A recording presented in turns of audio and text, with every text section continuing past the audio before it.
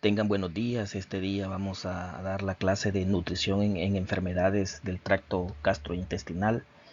Como toda clase tiene sus objetivos, analizar que los trastornos digestivos como uno de los problemas más frecuentes que se presentan en la atención sanitaria, explicar que los hábitos dietéticos y ciertos tipos de alimentos que desempeñan un papel muy importante en el inicio, tanto en el tratamiento y en la prevención de muchas enfermedades del trastorno gastrointestinal, y reconocer el tratamiento nutricional que es crítico en la prevención y manejo de deficiencias y a la vez otros trastornos que en ocasiones se deben a enfermedades del tubo digestivo.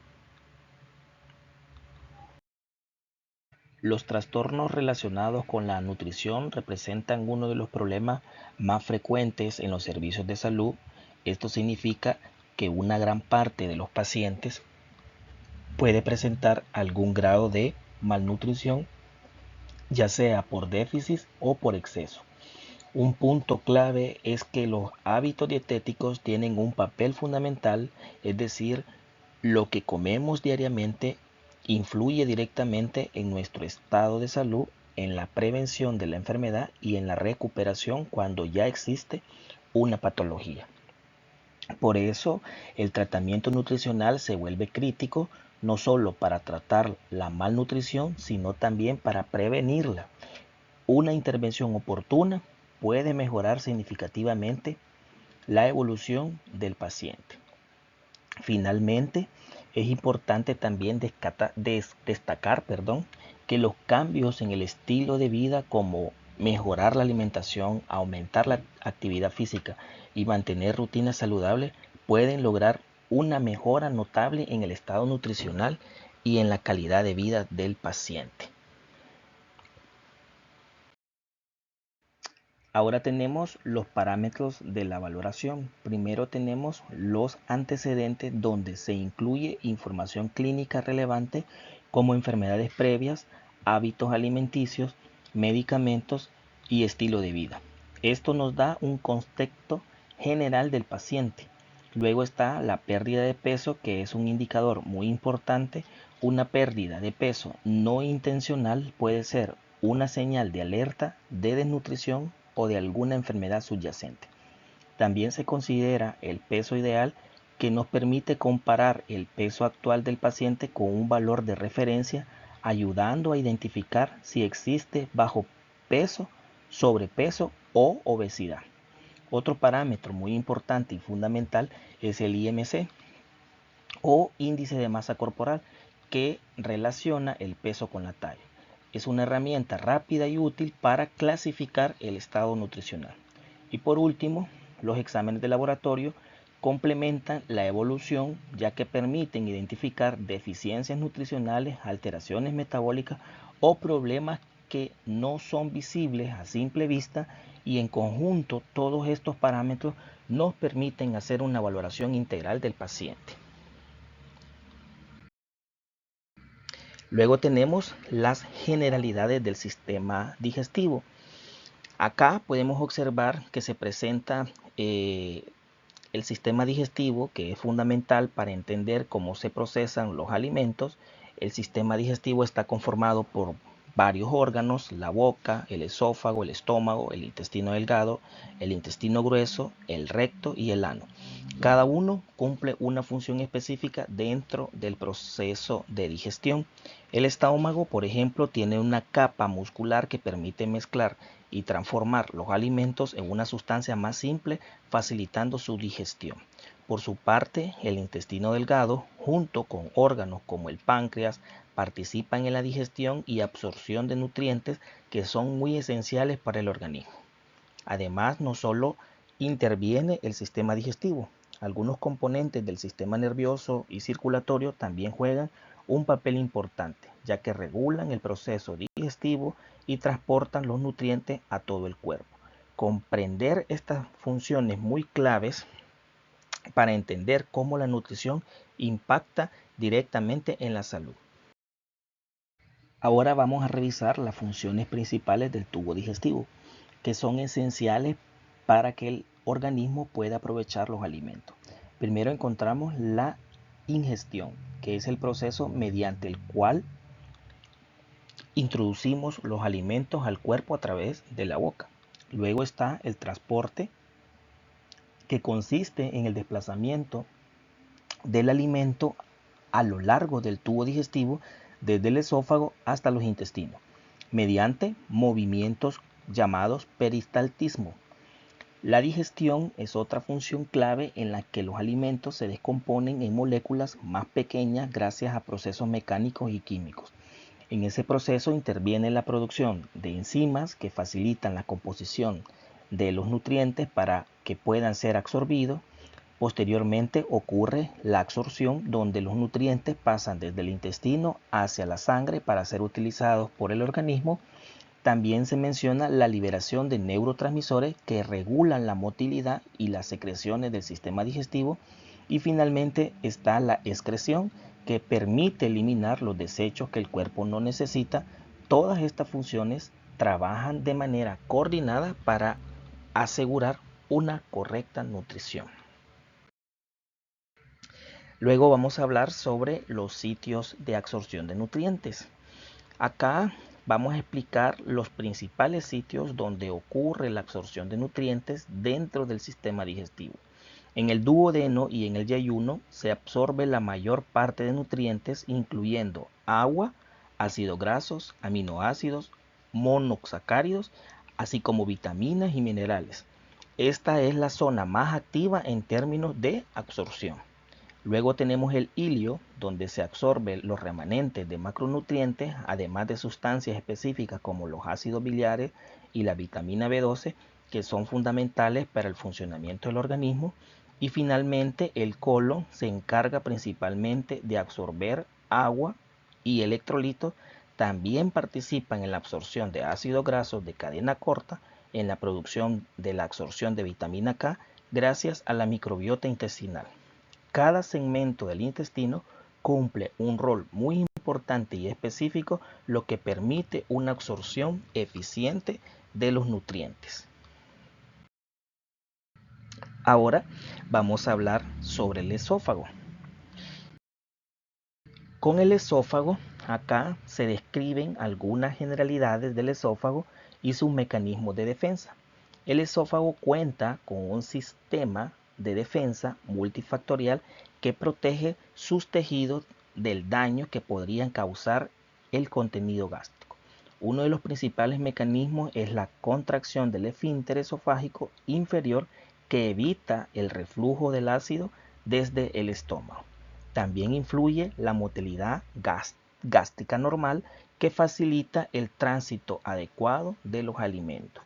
La secreción de moco en el esófago ayuda a proteger la mucosa, mientras que los reguladores del pH celular mantienen un equilibrio tanto adecuado para evitar un daño. Además, las uniones celulares estrechas actúan como una barrera protectora, y por otro lado se mencionan las disfagias, que es la dificultad para deglutir, y esta puede deberse a obstrucciones, inflamación o alteraciones en el funcionamiento del esfínter esofágico superior. Comprender estos mecanismos es importante para identificar alteraciones en el sistema digestivo. Acá tenemos prácticamente las principales patologías que se pueden presentar en el sistema digestivo. Entre ellas se encuentran las úlceras, que pueden aparecer en el estómago o en el duodeno. Estas son prácticamente lesiones que pueden causar en la mucosa dolor, sangrado o otras complicaciones. También se observan alteraciones relacionadas con el movimiento del bolo alimenticio o en el esófago, lo que puede generar dificultades de la deglución. Y muchas de estas patologías van a estar relacionadas con un desequilibrio en los mecanismos de defensa, el exceso de ácido gástrico o infecciones.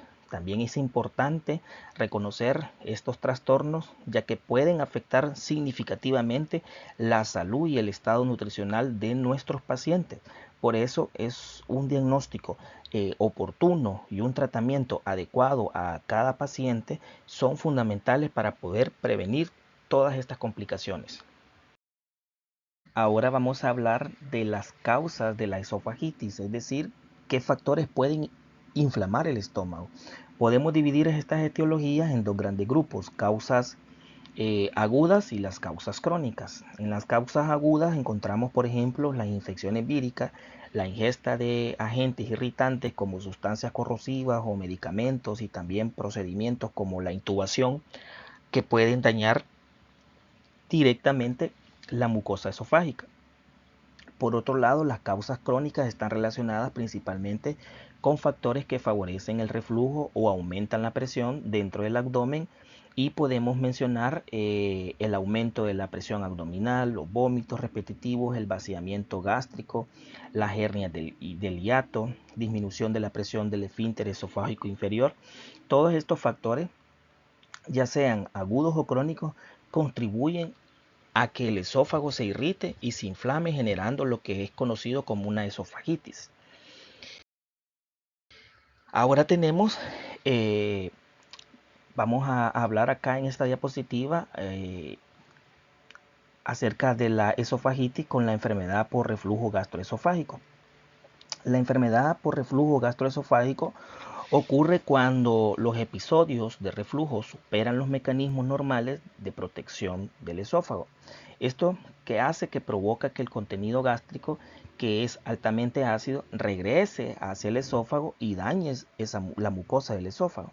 Entre las principales síntomas encontramos el ardor o pirosis, el dolor retroesternal, los eructos, los espasmos esofágicos y la sensación de reflujo.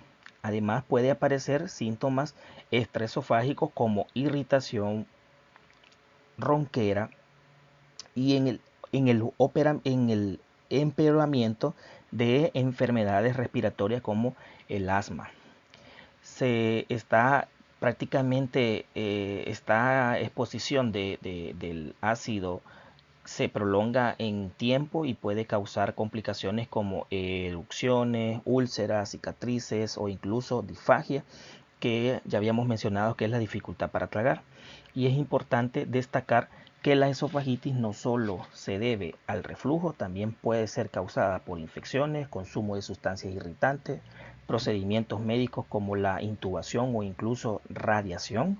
Finalmente, todos estos síntomas que van a afectar directamente la calidad de vida del paciente, ya que dificultan la alimentación y el bienestar general de cada uno de ellos.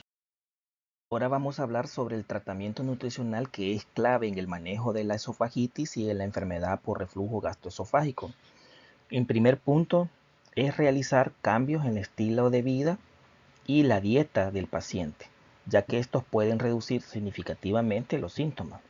También se recomienda evitar sustancias que disminuyen la presión del esfínter esofágico inferior o irritan la mucosa, como la cafeína, el alcohol, el tabaco, y también controlar el estrés, que puede empeorar el cuadro.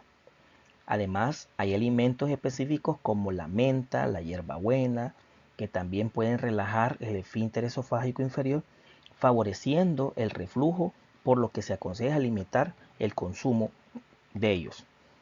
Desde el punto de vista dietético, se sugiere una dieta baja en grasa, ya que la grasa retrasa el vaciamiento gástrico, y en algunos casos puede ser útil una dieta líquida o semilíquida, dependiendo la tolerancia del paciente. Un consejo muy importante sobre estos pacientes es que deben de evitar mascar chicle, ya que puede aumentar la producción de ácidos gástricos. En conjunto de todo esto, estos cambios, ¿qué van a llegar a hacer? Van a buscar disminuir la irritación del esófago, mejorar los síntomas y prevenir complicaciones a largo plazo. Acá en esta diapositiva observamos algunas imágenes del esófago que nos ayudan a identificar cambios estructurales, y podemos ver desde un esófago normal hasta una alteración como surcos longitudinales, exudados blanquecinos, y en casos más avanzados traquealización que indica inflamación crónica. Ahora bien, el punto clave aquí son las directrices de la asistencia nutricional, que buscan prácticamente reducir el reflujo gastroesofágico y prevenir la esofagitis. Primero se recomienda evitar comidas copiosas y ricas en grasa, ya que retrasan el vaciamiento gástrico y favorecen el reflujo. También es importante no ingerir alimentos entre 3 y 4 horas antes de acostarse, porque al estar en posición horizontal aumenta la probabilidad de que el contenido gástrico regrese al esófago. Otro factor importante son evitar el tabaco, el alcohol, la cafeína, ya que disminuyen el tono del esfínter esofágico. Asimismo, se aconseja mantenerse erguido después de comer y evitar ejercicios intensos inmediatamente posterior al consumo de ellos. El uso de ropa ajustada también puede incrementar la presión abdominal, por lo que se debe evitar, además de una dieta equilibrada con suficiente fibra, que va a contribuir a una mejor digestión. Y por último, se debe evitar alimentos ácidos o muy condimentados cuando hay una inflamación, y en caso de sobrepeso, la pérdida de peso es una estrategia clave para reducir los síntomas en el paciente. Con respecto a las generalidades, tenemos acá el mecanismo de protección del estómago, perdón. El estómago está constantemente expuesto a sustancias agresivas como el ácido clorhídrico y las pectinas, que son muy fundamentales para la digestión, pero potencialmente dañinos. Para protegerse, el organismo cuenta con varios mecanismos. Uno de los principales es la capa de moco, que es secretada por la glándula de la pared epitelial, y esta capa actúa como una barrera física que evita que el ácido dañe directamente la mucosa. Además, el bicarbonato juega un papel esencial, ya que neutraliza parcialmente el ácido, manteniendo un pH adecuado en la superficie de la mucosa. Por otro lado, aunque el ácido clorhídrico y la pectina participan en la digestión, su actividad debe estar regulada cuando existe un desequilibrio entre los factores agresores y los factores protectores. Es cuando puede aparecer patologías como la más conocida, la gastritis. En un resumen sobre esto, la integridad de la mucosa gástrica depende de este equilibrio entre protección y la agresión. Vamos a hablar hoy de la gastritis, que es prácticamente la inflamación de la mucosa gástrica. El punto central es la alteración de la integridad de la mucosa, lo que significa que los mecanismos de defensa que vimos anteriormente se ven superados por factores agresores. Uno de los principales agentes causales es la bacteria Helicobacter pylori, que coloniza el estómago y genera inflamación crónica, además de aumentar el riesgo de úlceras. También influyen factores como la geografía y el nivel socioeconómico, ya que determinan condiciones sanitarias, el acceso a agua potable, la calidad de alimentos, la cual impacta directamente la prevalencia de la infección.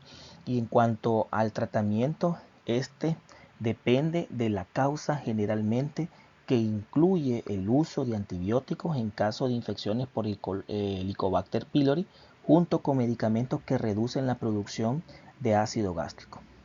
Y finalmente es importante acompañar el tratamiento con cambios en el estilo de vida, como mejorar una buena alimentación, evitar algunas sustancias irritantes que ocasionen daño a nivel gástrico y reducir el estrés en los pacientes.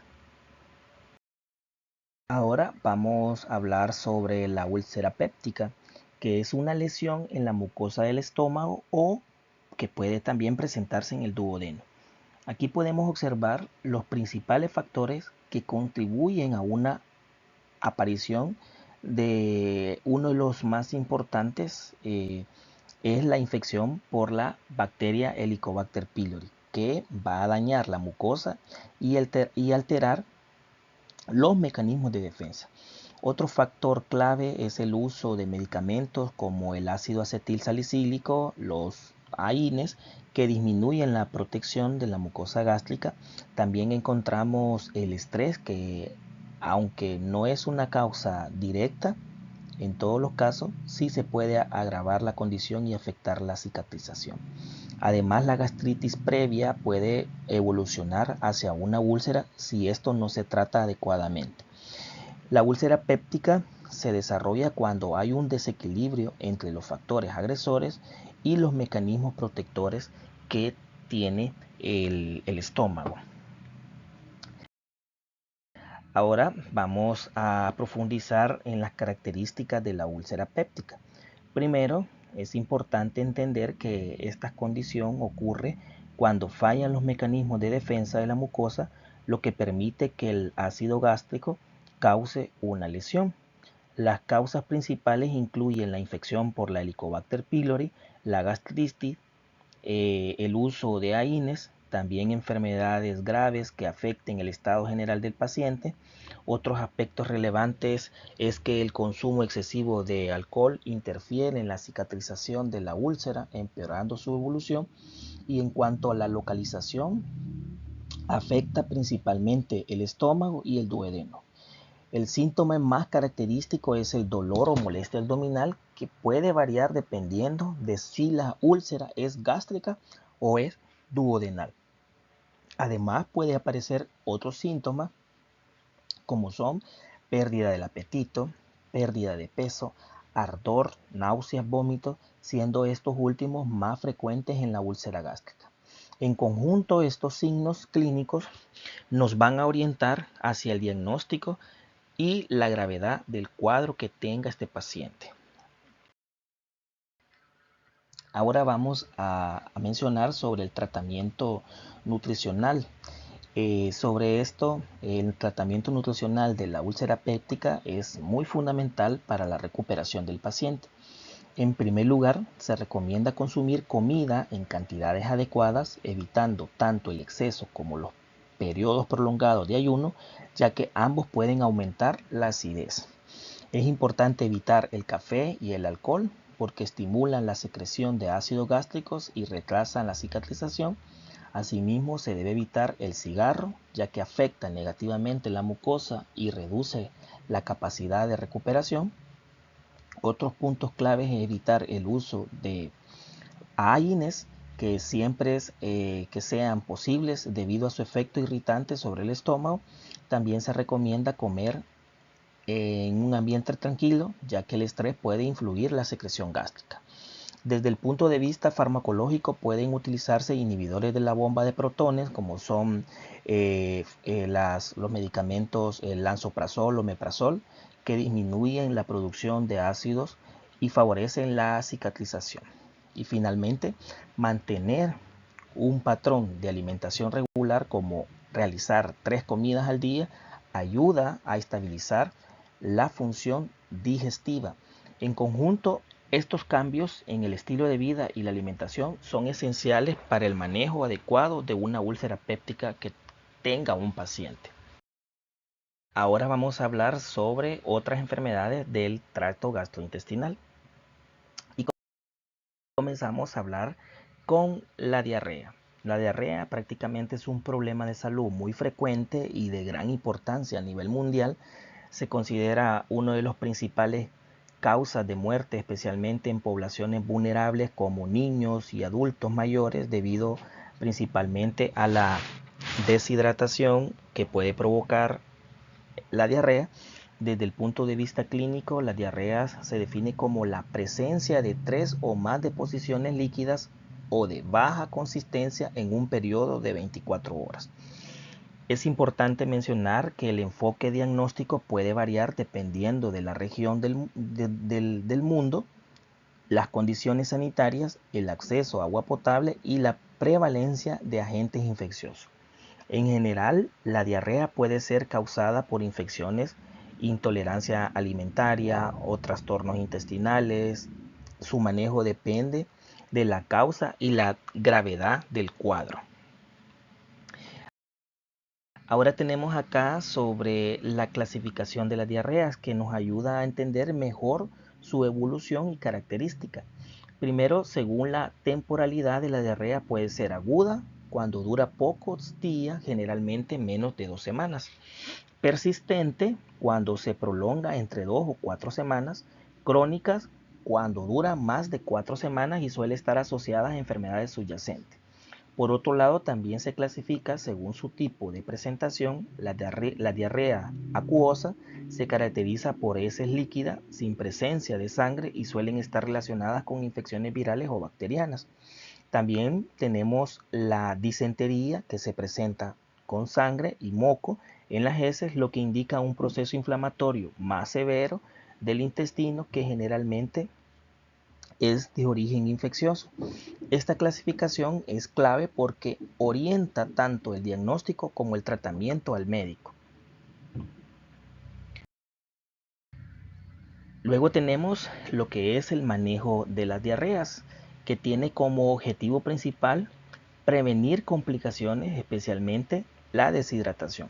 El pilar fundamental del tratamiento es la hidratación y la reposición de electrolitos, ya sea por vía oral o intravenosa, según la gravedad que tenga el paciente. También es importante identificar la causa para aplicar un tratamiento etiológico, por ejemplo, antibióticos en infecciones bacterianas específicas. Desde el punto de vista nutricional, se recomienda mantener una alimentación adecuada, incluyendo alimentos de fácil digestión como almidones, cocidos y cereales. Y en la mayoría de los casos de diarreas agudas se recomienda un tratamiento específico más allá de la hidratación y el soporte nutricional. En casos de diarreas crónicas o severas, puede ser necesario recurrir a una nutrición artificial para asegurar el adecuado aporte de nutrientes. En resumen, el manejo adecuado combina hidratación, alimentación y tratamiento de la causa subyacente. En esta diapositiva vamos a hablar sobre la diarrea, que es provocada por la bacteria Clostridium difficile. Es una infección intestinal importante porque puede causar enfermedades graves e incluso la muerte.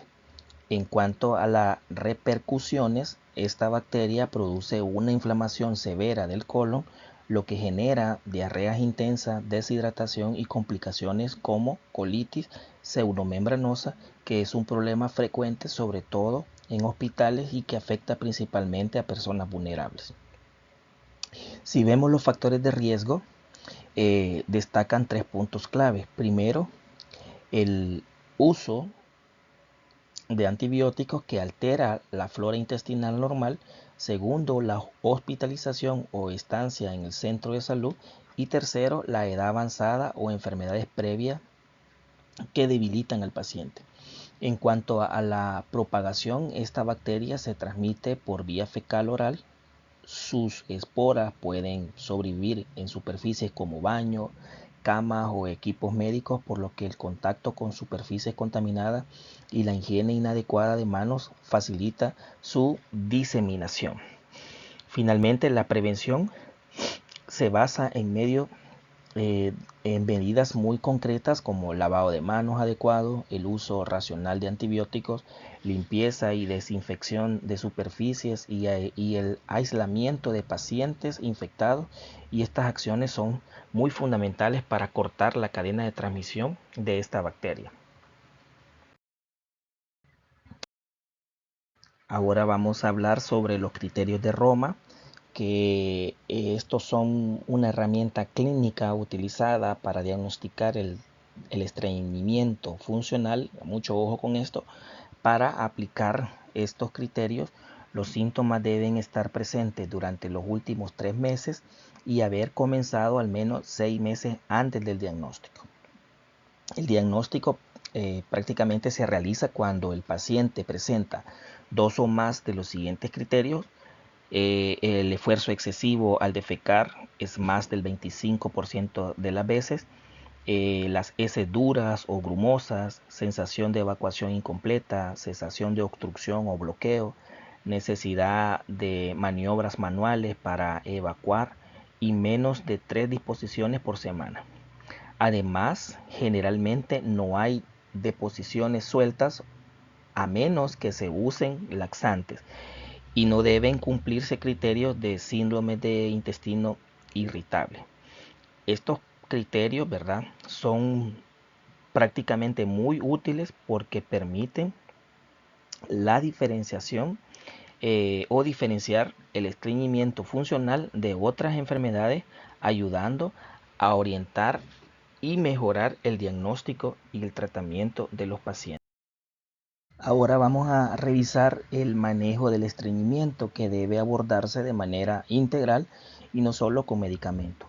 Primero está el enfoque etiológico, es decir, identificar la causa. Siempre debemos preguntarnos si el estreñimiento se debe a factores como medicamentos, enfermedades metabólicas, alteraciones neurológicas o simplemente hábitos de vida, y tratar la causa, que es fundamental para un manejo efectivo. El segundo pilar es la educación del paciente, y esto incluye fomentar hábitos adecuados como establecer horarios regulares para evacuar, no ignorar el deseo de defecar y adoptar una posición correcta a ir al baño. También es importante explicar que el tratamiento puede tomar tiempo y requiere constancia, y otros componentes clave es el aumento de la fibra en la dieta. La fibra ayuda a mejorar el volumen y la consistencia de las heces, facilitando su tránsito. Se recomienda incrementarla de forma gradual y acompañarla con una adecuada ingesta de líquido para evitar y empeorar los síntomas. Finalmente, los laxantes, que se utilizan cuando las medidas anteriores no son suficientes. Existen diferentes tipos, como formadores de masa, que son los osmóticos, y los estimulantes, y su uso debe ser racional y supervisado para evitar dependencia o efectos adversos. El tratamiento del estreñimiento combina cambios en el estilo de vida, en la dieta y en algunos casos apoyo farmacológico. En esta última diapositiva vemos algunos alimentos que pueden producir gases intestinales, algo importante porque muchos pacientes con estreñimiento también presentan distensión abdominal. Entre los alimentos más comunes encontramos las leguminosas, como los frijoles y las lentejas, que fermentan en el intestino y generan gases. También están ciertos vegetales como el brócoli, el coliflor, el repollo, la cebolla, en este caso cruda, que contiene compuestos que favorecen la producción de gases durante la digestión. Algunas frutas como la manzana, el melón y la sandía pueden generar gases en algunas personas debido a su contenido de azúcares fermentables, y otros alimentos como el elote, el pepino y el aguacate, incluso el chile verde, también puede contribuir dependiendo de la sensibilidad individual de cada paciente. Es importante aclarar que estos alimentos no deben eliminarse completamente en los pacientes, ya que muchos son saludables. Más bien se recomienda identificar cuáles generan síntomas en cada persona y ajustar su consumo de manera individual. De esta forma, prácticamente esto nos ayuda o forma parte del enfoque personalizado en el manejo de los síntomas gastrointestinales que tenga el paciente. La bibliografía de esta clase siempre es la dietoterapia, el capítulo 26, tratamiento nutricional médico en los trastornos del esófago, estómago y duodeno, página 525-541. Y también vamos a leer el capítulo 27 desde la página 544 hasta la 555. Nada más, agradecerles y que tengan un feliz día.